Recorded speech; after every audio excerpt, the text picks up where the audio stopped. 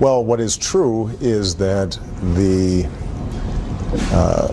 ability of Republican leaders to rile up their base, helped along by folks like Rush Limbaugh and some commentators on Fox News, I think created an environment in which Republican voters would punish Republicans for cooperating with me. That hothouse of back and forth argument and really sharp partisanship, I think has been harmful to the country. President Crybaby blaming everyone else for the divide in the country. Well, it makes for a good talking point, but it's not the truth. Now, he can try to claim the mantle of civility, just like he attempted to do in his farewell address last week, but the facts say otherwise. Now, President Obama has been leading the way when it comes to divisive rhetoric. You want to remember a few of these instances, some of the things, just a few of them that he said over the many years. Take a look. So it's not surprising then that they get bitter. They cling to guns or religion or antipathy towards people who aren't like them. I need you to go out and talk to your friends and talk to your neighbors. I want you to talk to them whether they're independent or whether they are Republican. I want you to argue with them and get in their face. We got to have middle-class families up in front. We can't, we don't mind the Republicans joining us. They can come for the ride, but they got to sit in back. And then you got their plan, which is let's have dirtier air, dirtier water, less people with health insurance. This congressional Republican budget is something different altogether. It is a Trojan horse disguised as deficit reduction plans. It is really an attempt to impose a radical vision on our country. It is thinly veiled social Darwinism. If you accept the support of Klan sympathizers before you are president, you will accept their support after you're president. Oh, there's Mr. Bring Us All Together, Klan sympathizers, and there's more. While running for president in 07 and 08, Obama blamed George W. Bush for all of America's problems. And not surprisingly, once President Obama got into office, he did the same thing for 8 straight years. He never takes responsibility. Here are just a few examples. We're inheriting so many challenges. We knew this was going to take time, because we've got this big, messy, tough democracy. The previous administration and previous Congresses created an expensive new drug program, passed massive tax cuts for the wealthy, and funded 2 wars without paying for any of it. If we had taken office during ordinary times, we would have started bringing down these deficits immediately. These are far from the best of times. By any measure, my administration inherited a fiscal disaster. Blame Bush, it's still going on. Now, the Bush blame game became so pathetic, I like to try and explain it, well, this way. If President Obama gets stung by a bee, if the dog bites, if the bee stings, if he's feeling sad, he blames George W. Bush. If he has a hangover for drinking too much, he blames George W. Bush and Jack Daniels. Now, the president is very thin-skinned, and he's even continually been lashing out at me. Should I take this personally? Watch this. In 2012, Latinos voted in record numbers.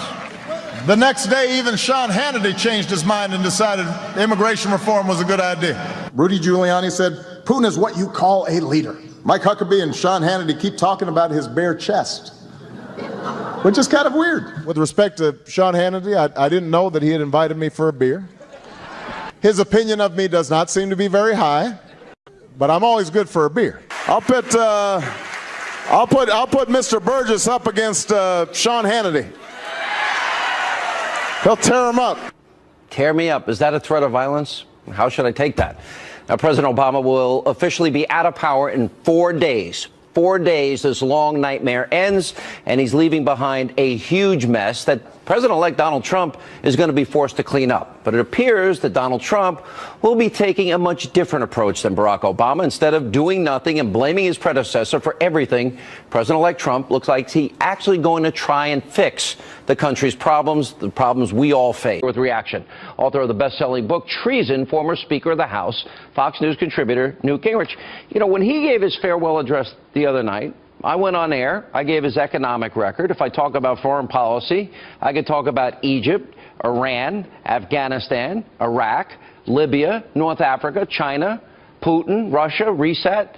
I can't think of a single single area of the world that's gotten better. And on the economy, I can't think of, or do I know of any measure I can cite that shows things have gotten better? Why does he have this compulsion of blame? Well, I think that probably in his childhood, his favorite movie was Fantasia, and his whole life is a fantasy. You know, I mean, he lives in that. For him to behave the way he does, he has to be a combination of bitterly hostile to traditional America and living in a fantasy world. And every time you turn around recently, he's been doing something destructive on the way out. And I'm just glad it's only 4 more days, because literally, I just got a report about some things they're going to try to do that would change the rules for how we deal with electromagnetic pulses in a way which actually makes it harder to defend America. When you look at this stuff, you think, where are these guys? Why is their bias so much against traditional values and so much against defending America? And yet that's a fact. And so from his standpoint, maybe it's been a great 8 years because, you know, he got to be president, he got to go on vacation, he had a big house. Maybe people were suffering and maybe we were losing in the Middle East, but it didn't bother him very much. I mean, you know, if you have John Kerry reporting to you, you have no idea. I mean, think about it. He has no idea what's going on in the real world because Kerry is supposed to be explaining it to him. Yeah, Kerry doesn't know anything about he doesn't know what's going on in the world. That's pretty dangerous. Thank God only 4 more days to go. You know, I've studied this man now for more than 8 years. For a solid 9 years, we have vetted him and vetted him. It is pretty amazing that there was never a sister soldier moment. There was never the era of big government is over, the end of welfare as we know it. There was never one moment that I can think about where he broke with his radical ideology, indoctrination. Can you think of any? And what does that say if somebody's that rigid? No. He has consistently been everything he learned at Columbia undergraduate school from left-wing anti-American professors. He has lived out that kind of a life in a way that you were the only person, and I confess at times I thought you went too far, and I was clearly wrong. You were the only person in the summer of 2008 who broke the code, who knew what he was doing. But let me just for 1 second take you on a detour. Okay. Imagine our mood right there. Imagine our mood. Yeah. And the mood of all of our listeners if Hillary Clinton was being sworn in Friday. I think our viewership would be cut in half. I don't know of any gap bigger. Listen, in 2012 when Romney lost, everyone was so depressed they just went away. They just left me for like 6 months on my own. I'm doing the show talking to myself every night. But there is a psychology here. Let's look at, for example, he sucks up to the Castro brothers. He gives the Iranians, the #1 state sponsor of terror, the $1.5 billion, pays a ransom, allows them to continue to spin their centrifuges, and then he betrays Israel with this latest UN resolution, ends wet foot, dry foot for Cuban refugees. It's like he's on the wrong side of everything. What does that tell you?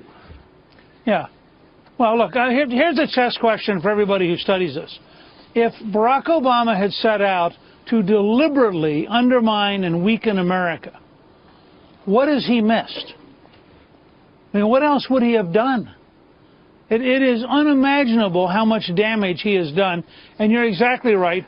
The whole effort with the Iranians, who, by the way, now that we have paid basically ransom for one set of hostages, they've actually locked up more Americans. Yeah. You know, we're not getting any positive response.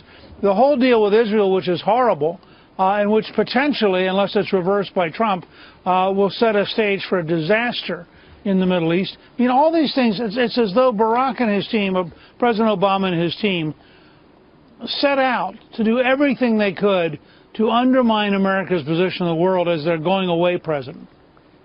Well, let me ask this question, because I think you're raising some really good points here.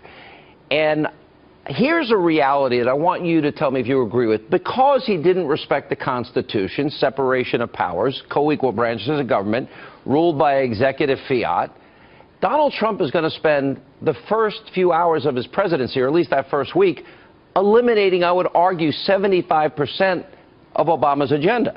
Then you repeal Obamacare and you replace Obamacare. That's another 10%. And the only thing we're stuck with is him doubling the debt or accumulating more debt than every other president before him combined, and the horrible judicial appointments. tell me if I'm wrong, it's going to be like, and I think he's going to have a very hard time dealing with this, it'll be like he was never there. Fair? Look, there was a very funny interview where somebody talked about, asked him, and he said his advice to President-elect Trump was to do more things through legislation because it's harder to turn around. And I think it's kind of like he'd finally figured out the joke, which is all this easy stuff he did with executive orders is easily turned around with executive orders. And you're right. I describe him as the incredible shrinking man. It's like watching air come out of a balloon. Between now and Easter, his legacy will shrink until it's about the size of a golf ball. Do you agree with me? He's not going to handle this very well. Because I really believe in his heart, the reason he never broke from his leftist indoctrination, this is Frank Marshall Davis, Alinsky, Disciple, Acorn, the Reverend Wright of the Church of GD America, Ayers and Dorn, he's never shown any capacity to grow. Don't most presidents, you're the historian, grow in that office? Don't they mature? Don't they reevaluate how they think and come to conclusions? Well, but to grow, you have to learn new things. And I think he has basically a closed-loop system. He arrived with a set of very radical left-wing beliefs. He interpreted all the information he got through those left-wing beliefs. He surrounded himself with people who had only left-wing beliefs. And so by the time he left, there was no reason for him to have grown. I mean, I think his national security team probably thinks they've been very, very clever. They've weakened America in Cuba. They've weakened America in Venezuela. They've weakened America in the entire Middle East. They've weakened America in dealing with Russia. They actually probably think this is a success because their left-wing view is that a strong America is dangerous to the world. All right, but a weak America, by definition, isn't dangerous. I bet, like when Reagan came into office, the world will see America very differently very quickly. I hope I'm right. This break, and also coming up tonight. I think that they, including the president, should step up and get his people in line and tell them to grow up and accept the fact that they lost the election. Go Reince Priebus. He's calling on the president to finally tell Democrats, accept the election results, and also tonight. He promised a better deal economically for blacks. Are you going to give him a chance? No, absolutely not. Why not? Wouldn't you want a better economic deal if he keeps his word? He will not keep his word because he's schizophrenic. Our own David Webb traveling to the nation's capital this past weekend to speak with people attending the Reverend Al Sharpton's march in D.C.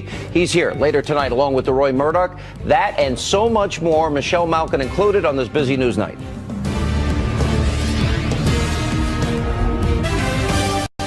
And welcome back to Hannity. So Democratic Congressman John Lewis, during an interview on Meet the Press, questioned the legitimacy of Donald Trump's presidency. And as you can imagine, it did not go over with key Trump supporters. Now, this is how incoming White House Chief of Staff Reince Priebus responded yesterday. Take a look. The point is that we've got congressmen on the Democratic side of the aisle that are questioning the legitimacy of President-elect Trump, who won in an electoral landslide. That's the issue. That's where the outrage should be, not old news, but the fact that we are preparing for the transfer of power, and we have been working with President Obama hand in glove, and I think that they, including the president, should step up and get his people in line and tell them to grow up and accept the fact that they lost the election. And we continue with former Speaker of the House, Fox News contributor Newt Gingrich. I agree. Look, I've known John Lewis, and today's Martin Luther King Jr.'s birthday, and we celebrate this holiday. I have a lot of respect for John Lewis. You know my years broadcasting in Georgia. I met him and Joe Lowery and Maynard Jackson and Andy Young, Hosea Williams, I was very close friends with. These are brave people. They fought back. Fire hoses shot at them. John Lewis got hit in the head with a brick. I admire people of courage. But he has now done this twice. He did it with George W. Bush in 2001, and now he's delegitimizing Trump. I think what he's doing here is destructive. Your thoughts? Well, I think it's very sad. John Lewis is a genuine American hero. The beating he took at Selma Bridge was historic, and his courage was part of what led to the end of segregation. But now he has a president who, in Charlotte in October, Donald Trump, as a candidate, said he wanted to create a new deal for African Americans. Back in September at a black church in Detroit, he talked eloquently about the importance of rethinking what had trapped people. In John Lewis's own area, there's far too much poverty. There is a rising crime rate, which even the Atlanta Journals had to begin to report about. There is a whole problem of the school system where there was a huge scandal of cheating on tests and where many, many poor children are not getting the education they need. And so I'm disappointed in John Lewis. I'm frankly disappointed in Reverend Sharpton. They have a moment here. With all due respect, I don't expect any less from Sharpton. I mean, I really don't. I don't have any expectation that he's going to become reasonable tomorrow. It's not happening. But the people he's betraying are the very African Americans who need a new deal. The people that John Lewis is walking off from are the very people who need a new deal. And I'm happy. I've known Al for a long time. And actually, there was a period where we worked on school choice together and talked about the need to get better quality education in the inner city together. If these jobs disappointed are saved, if these jobs are saved in Michigan, Milwaukee, Cleveland, and choice in education fixes inner city schools, I think the fear is that all of a sudden there might be a shift in demographics, and Donald Trump will bring to the Republican Party the black community that has not been helped by Democrats. That's a possibility and probably a fear of theirs. Well, maybe a fear, but here, this is where people like John Lewis, who really was an American citizen. He didn't march in Selma as a Democrat. He marched as an American, asking us to uphold American values and the American Constitution. And as an American, I would appeal to John Lewis to look seriously. I mean, I think it's fair for people to be skeptical of a Republican candidate who says he wants to have a new deal for African Americans. But the way to respond is to say, you know, if you're serious, President-elect Trump, here are 5 or 10 things you could do. Pick 3 or 4 of them. And let's work together to actually help people who are poor, people of color, the 4,000 people who were shot in Chicago last year. I mean, surely there has to be some sense in the black leadership in this country 34 this weekend. All of these years of devotion to the Democrats has failed. Right, it hasn't improved their community. I am worried about Republicans. I don't like $1 trillion in infrastructure spending that nobody's showing me how to pay for. I don't like the Republicans raising the debt ceiling $9.7 trillion over the next 10 years. And I am worried, based on what Chuck Schumer said, that he's going to filibuster and stop any appointment to the Supreme Court by Donald Trump, that Republicans won't have the spine to do what Harry Reid did. Your thoughts? Well, I think the 2 greatest words that we have to worry about are reasonable and later. The establishment's going to try to say to Trump over and over again and to his team, you have to be reasonable. That means cave in. And then they're going to say, well, let's do it later. But let's not be too precipitous. I think the key is to set firm lines to push forward. I'm actually going to give a speech at Heritage tomorrow morning at 11, outlining how I think Trump's policies, to everybody's shock, could actually get us to a balanced budget by the end of his 2nd term. I do think there are ways to rethink all of this, but I do think you're right to say we ought to stand firm on our values and we ought to insist. And I think Mitch McConnell's a smart enough tactician. He's going to find a way to pen Schumer in. And with all the Democrats who are up for re-election at 18, I think they may find it a lot harder to sustain filibusters against Supreme Court nominees than Schumer thinks. That will be very unpopular in the country. All right, Mr. Speaker, always great to see you. I'm going to see you this week. I'm going to be down in your neck of the woods, heading to Sin City. I'm going to Sin City on Wednesday night. We'll see you there. Well, that's what I call it. He's shaking his head. All right, coming up next tonight here on Hannity. When has he told the truth? Never. Okay, fact check that. All right, this weekend, our buddy David Webb, he went down to D.C., spoke with people attending the Reverend Al Sharpton's march. We're going to play the tape, get your reaction. David Webb, DeRoy Murdoch coming up. And later, Hollywood snowflakes continue to boycott Donald Trump's inauguration. Michelle Malkin has some words for them and more straight ahead. So why are Al Sharpton and these anti-Trump protesters so unhappy with the president-elect? Well, we sent David Webb to the march this weekend to speak with some of them. Take a look at this. Do you think Trump deserves a chance to prove what he can do? No. He shouldn't even be in office. He's illegitimate. Well, he hasn't even been inaugurated yet. Well, great. You don't need to be inaugurated. They should get rid of him right now, as far as I'm concerned. No, I don't particularly want to give him a chance. Why not? I think he's already shown us who he is. Everybody keeps talking about let's give him a chance, let's give him a chance. Well, he didn't give the President Obama a chance. He talked on the campaign trail about a new deal for blacks. Economic opportunity, that's a big way you can get ahead in life. What do you think about it? He told the truth. Never. Okay, fact check that. Why are you out here protesting? Well, I'm protesting along with everybody else because of the injustice that I feel we will be encountering once the president-elect gets into office. He promised a better deal economically for blacks. Are you going to give him a chance? No, absolutely not. Why not? Wouldn't you want a better economic deal if he keeps his word?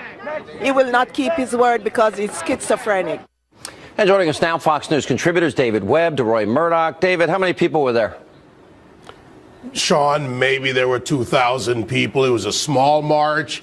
Al Sharpton just doesn't draw like he used to, and it barely filled the green between the press riser and the stage. That's a pretty bad picture you're painting. Did you sense, did anybody you run into, anybody there, at least open to the idea maybe choice in education is good for the black community, bringing jobs and corporations back to Michigan and Cleveland and Milwaukee and Philly? Is anybody listening to what's happening or watching what's happening? Yeah, I did find a few people that said they were willing to give him a chance, especially on the New Deal. They're looking at their economy, their jobs.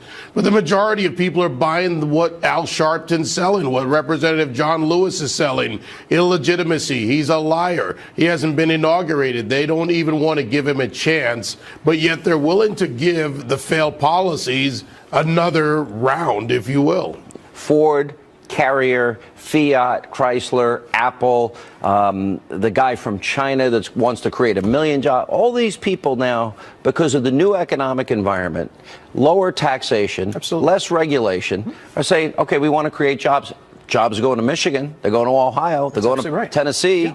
Yeah. Why would anybody be against that or be against school choice, considering the black community has been disproportionately negatively impacted by bad schools? Today is MLK Day, and Donald Trump spent about an hour meeting with Martin Luther King III, the son of Martin Luther King Jr. Yeah. All right, they spoke about how to bring down poverty among black people. This is a very good thing. So we hear from the left that he's a hateful man, and this is a white supremacist, and all that sort of thing.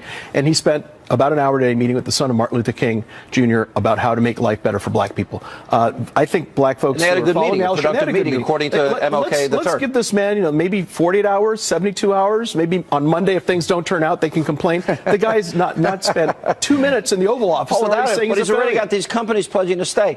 All right, here's a question we've got to ask. How does this man, the Reverend Al Sharpton, go to the White House with Obama? Everybody kisses the ring that's running on the Democratic side for president. How does this man get away with all of this? I'm tired of the mac and cheese. You ain't nothing. You a punk. Now come on, do something. We're the best chicken fries in the universe. But we don't go buy some kind of sandwich chicken. Folks was in the cave when we had built empires. We learned to admire them, but they knew to admire us. We built pyramids before Donald Trump ever knew what architecture was. David, yes. You want to be the only on television, the only in the newspaper, the only can talk. David, how did this guy get to the White House and get Hillary to kiss his ring? And nobody talks about it but me. How did that happen? It happens, Sean, because what Al Sharpton has done over time is he has aligned himself with the far left policies. The National Action Network is nothing more than a megaphone for Barack Obama, for Hillary Clinton, the more left of the Democrat Party. But then what has he actually delivered? How many times have we gone into his marches and talked to the people that are there, and yet they keep accepting the failure that that comes out of the Democrat policies. Did he talk to you One himself? in 6 people in John Lewis's district live in poverty, according to the Census Bureau, but yet they're talking about the illegitimacy of Trump's presidency. They've done this before. John Lewis did it to George Bush, said he wouldn't go to his inauguration. All right, hang on a second. Let me get... Sharpton carries that message, and the real victims are the young people I talk to, because they actually buy into it, and they're in college, and they don't see anything different than what he's feeding them. I think deep down what Sharpton left, what they fear, is not that Trump will fail, but that he'll succeed, that the economy will grow, that people will go back to work, that prosperity will boom, and black folks will go back to work in much higher numbers, and they'll say, you know what, this guy made things better, made America great again. Is there and a in shot 4 to years, change the demographics in this country? Oh, sure. Look, as it is, Trump won 8% of the black vote. Not a big number, but that's 2% higher than Trump had. That Romney had. He outperformed Romney, outperformed McCain. And if things go well and Trump succeeds, rather than the 8%, he might get 15, 20, 25% of the black vote. If that happens, the Democrats will be wiped out. I think it all is going to be predicated on schools being improved, and jobs. Yes. And with energy independence, lower tax rates, repatriated money, eliminating Obamacare, there's a lot of opportunity for a lot of people. The overall environment will improve. It'll be good for black people as well. I would ask that Americans... All right, we'll talk later. I would ask David, that Americans remember the Cleveland speech that Donald Trump gave. And what he said in Cleveland to the American communities and underserved communities. It tells you that if he succeeds, as DeRoy said, that the liberal, progressive Democrats will lose. All right, guys, thank you. Happy New Year. Thank you. It's only 4 more days. The long national nightmare ends. When we come back, Michelle Malkin takes on Hollywood snowflakes who are boycotting Trump's inauguration. Later tonight, President-elect Trump is not mincing words. He's called German Chancellor Angela Merkel's immigration and refugee program a catastrophe and a mistake. Is he right? Dr. Sebastian Gorka joins us later tonight. And welcome back to Hannity. So over the weekend, singer Jennifer Holliday backed off of performing in this week's inauguration, joining a long list of liberal Hollywood snowflakes who are boycotting this week's festivities. Still, one artist slated to perform in D.C. refuses to succumb to the social pressure of liberal Hollywood elites, and that man is none other than country music legend. I've always liked his music, my friend Toby Keith. He told Entertainment Weekly, quote, "I don't apologize for performing for our country or military. I performed at events for the previous presidents, Bush and Obama, and over 200 shows in Iraq and Afghanistan for the USO." Here with reaction, the host of Michelle Malkin Investigates, a great new hit series. It's at crtv.com. She's also my little sister, which is an inside joke. How are you? Good to see you, sis. Good. I'm doing good, big brother. All right. So you got to give Toby Keith props. And everybody's obsessed. Well, who's performing? Who's this? I don't know who the performers are. I don't care. It's really not about anybody but the president-elect, who's going to be president. Only one of 45 people to get that honor in the history of our country. What do you make all the bitterness here? Yeah, well, it is historic, and I think what is changed from all of the other inaugurations that I've lived through in my adult lifetime, with the exception of Reagan, of course, is that you have a man who is going to D.C.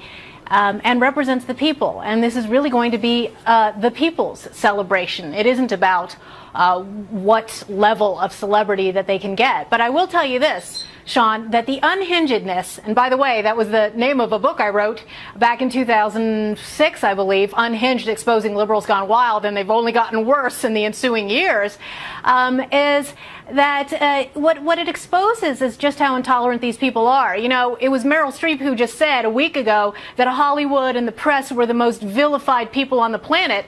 Try being a Hollywood celebrity who announces that they're going to perform at the inaugural celebration. Really, being a conservative in Hollywood, you are under fire. And it is no coincidence, I think, Sean, that really the only people in the entertainment industry that are allowed to be conservative out of the closet are country music stars like Toby Keith. What do you make of the agitators that are threatening to disrupt in a major way? And we've heard all sorts of different stories in the last 24 hours that it seems pretty real and a severe threat to people's safety. And you know, I guess it's going to be what it's going to be, but it sounds scary, and they just seem to be incapable of accepting what the results are. Yeah. Well, I'll tell you this. The Trump administration represents a return to law and order.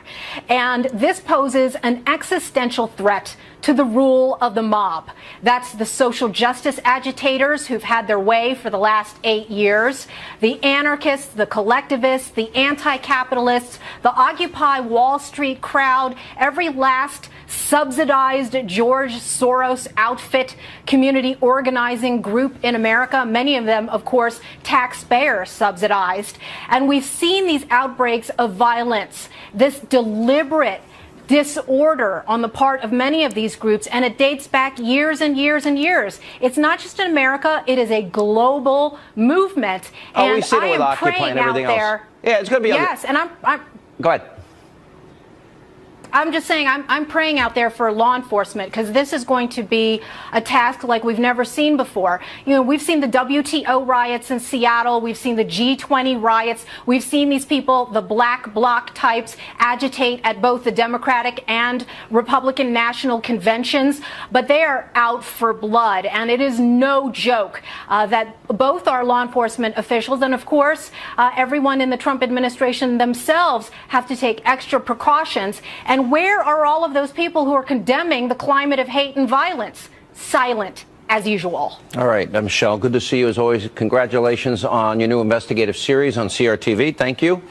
And coming up tonight, in an interview, President-elect Trump says German Chancellor Angela Merkel made a, quote, catastrophic mistake by taking in all the refugees. Up next, we'll get reaction from Dr. Sebastian Gorka, and, of course, much more straight ahead.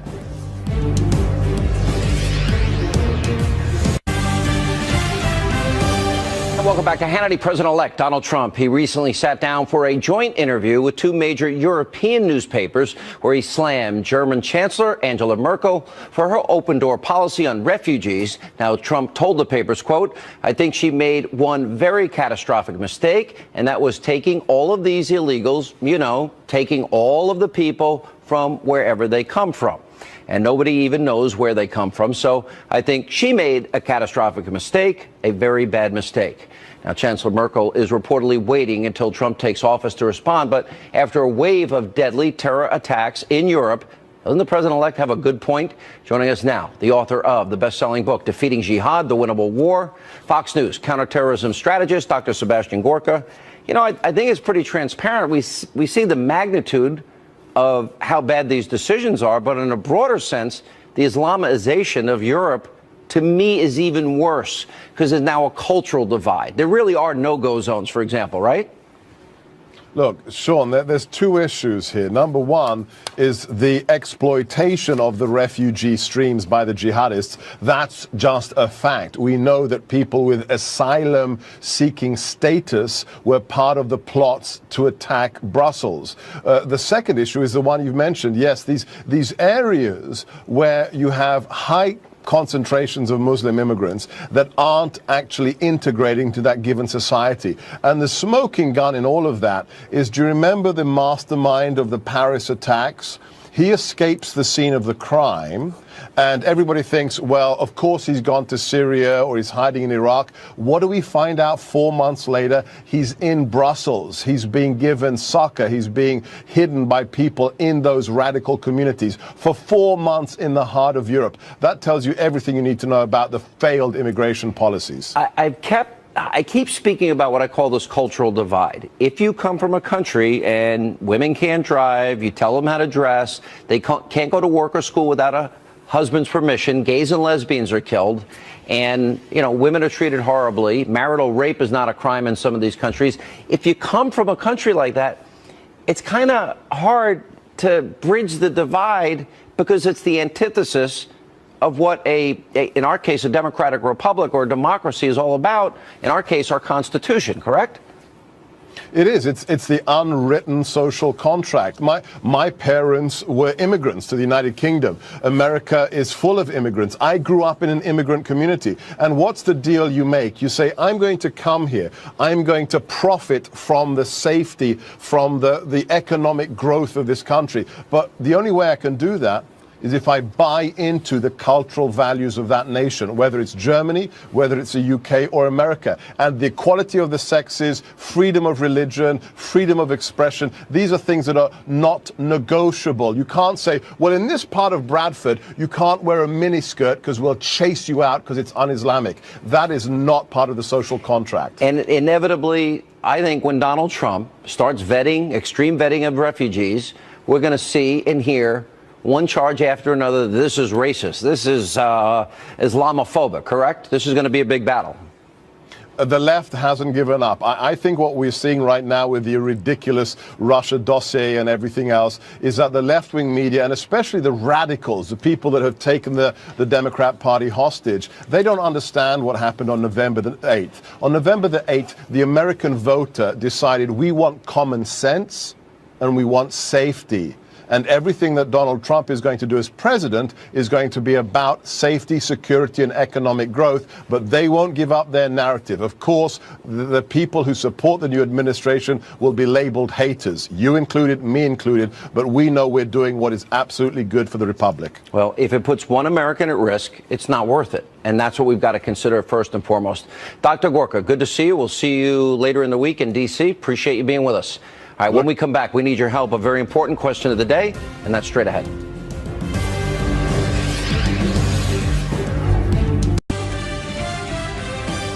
Welcome back to Hannity. Time for a question of the day. Do you think President Obama will ever stop blaming Republicans for his failures? The dog bites, the bee stings, he's feeling sad. Don't blame the dog. Don't blame the bee. Don't blame feeling sad on anything else. It's like drinking too much. You drink too